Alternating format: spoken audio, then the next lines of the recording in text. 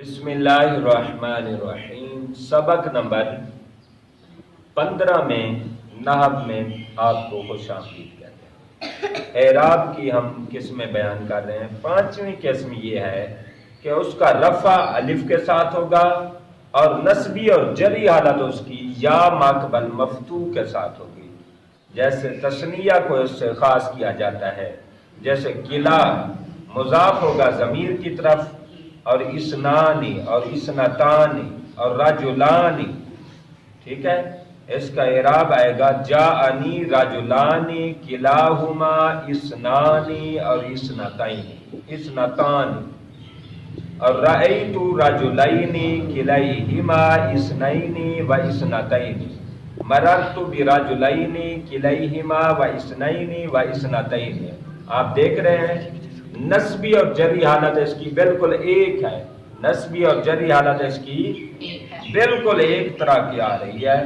نسبی اور جری حالت میں یہ قرآن میں بھی آتا رہے گا، ہم انشاءاللہ اس کو کلیئر کرتے رہیں گے، ہم اس کی دوبارہ دہرائی کرتے رہیں گے۔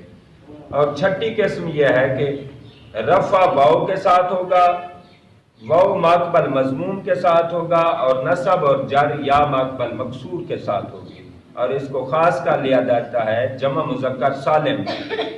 جمع مذکر سالم میں کیا ہوگا؟ جیسے آپ دیکھیں مسلمون، اب نون جمع نون زبر والی ہے، اس کے پیچھے واو آ رہی ہے، واو سے پیچھے پیش آ رہی ہے، لہذا واو ماقبل مضموم ہوگی، یہ جمع مذکر سالم کی رفعی حالت ہوگی، اور یا ماقبل مکسور ہوگی تو اس کی نصبی اور جری حالت ہوگی۔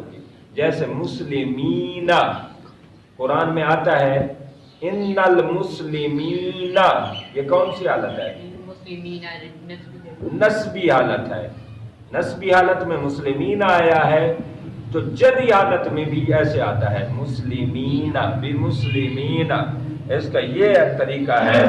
جمع مذکر سالم کا اعراب کیسے آئے گا؟ نصب اس کی واو ماقبل مضموم کے ساتھ آئے گی، اور نصبی اور جری حالت میں یہ یا ماقبل مکسور کے ساتھ آئے گا، اور نون جمع کا ہمیشہ مفتوح ہوتا ہے، نون جمع کا ہمیشہ مفتوح ہوتا ہے۔